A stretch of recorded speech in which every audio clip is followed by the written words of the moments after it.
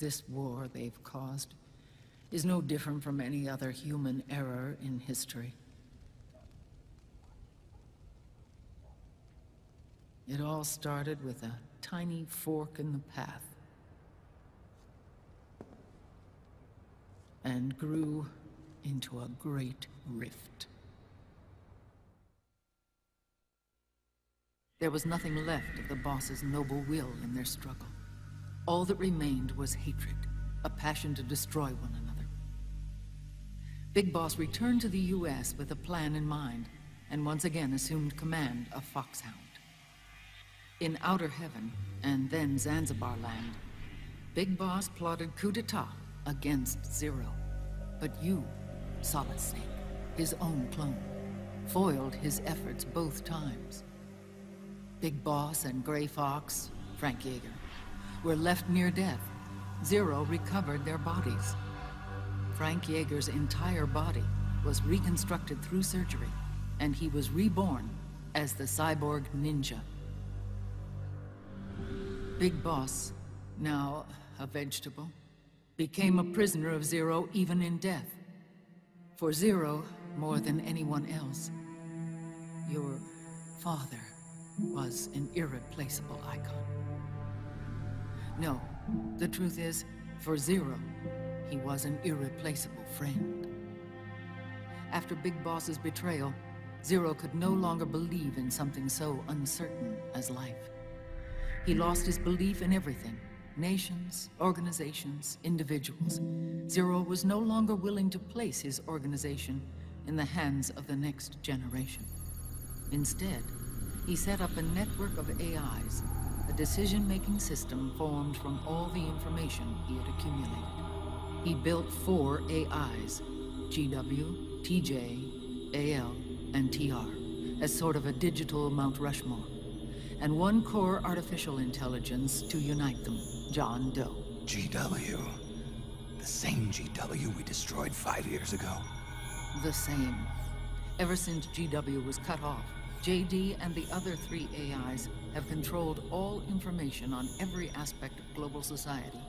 Economics, politics, law, morals, and culture. The war economy is no exception.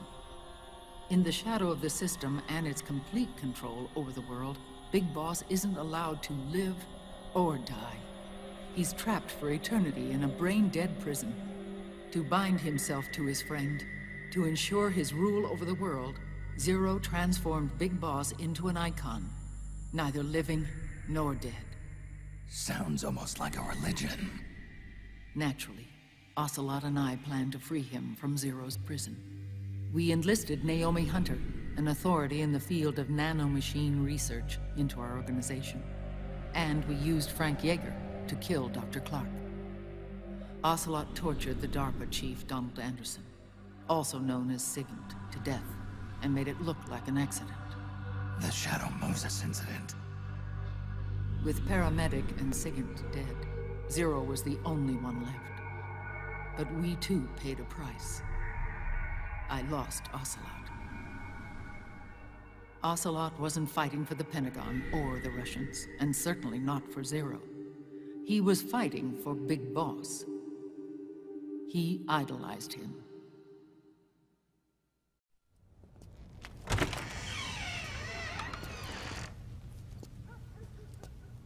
When Ocelot grafted Liquid's right arm to his own, his body was taken over by Liquid's thoughts and spirit. He may be Ocelot in physical form, but his mind is Liquid's. I was the last one. And then someone appeared to help me. Raiden.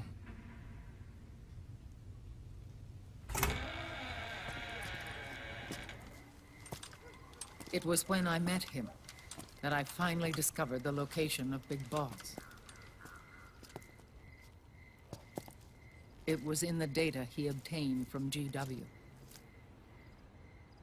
Together, he and I retrieved Big Boss. But Big Boss was still asleep, as Zero had left him. Why did Zero keep him alive?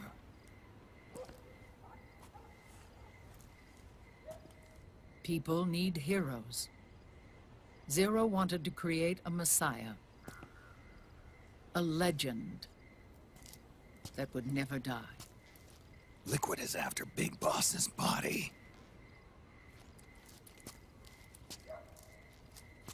Is it here?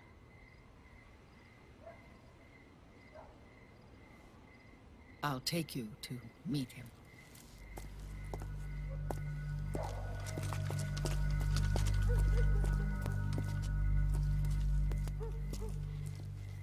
This is his pyx, his holy ark.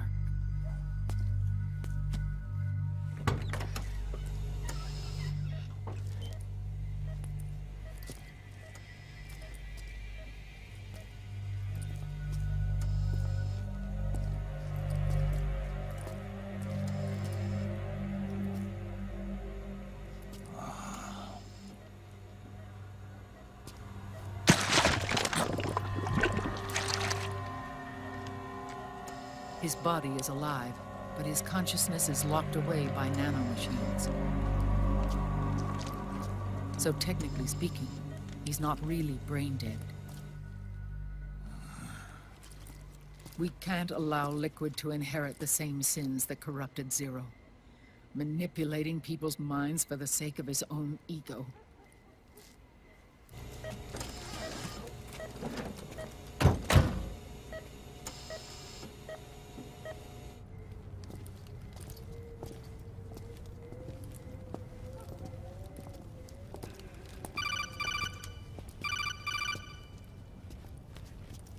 Otacon.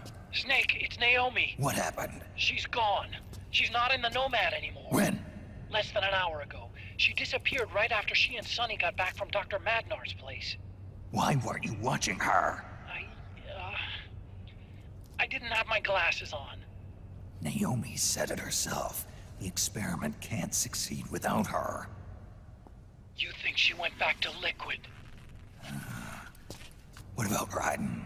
Good news on that front. We managed to get our hands on a dialysis machine and set up an ICU. We just started him on dialysis and treatment for his wounds. Will he live? Yeah, no worries there. Sonny's taken over for Naomi. But his treatment's probably gonna take 48 hours. Until then, Raiden can't move. Hey, you! Come here!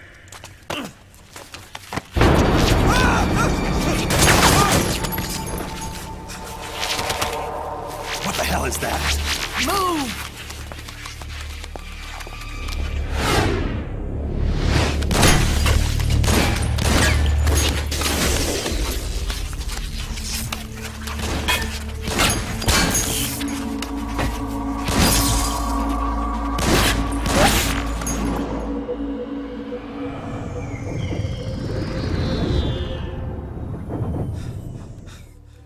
Scarabs. Unmanned scouts. They've found us. We're moving out. Snake, the PMCs are converging on your location. Damn it! They're sending in Gecko! They'll be on you in less than 5 minutes! Are they ready? Yes, ma'am. We'll escape through the canal route using the real van. Get it ready. Hurry! Yes, ma'am. Snake, over here. We've got decoy vans set to draw some of our pursuers away.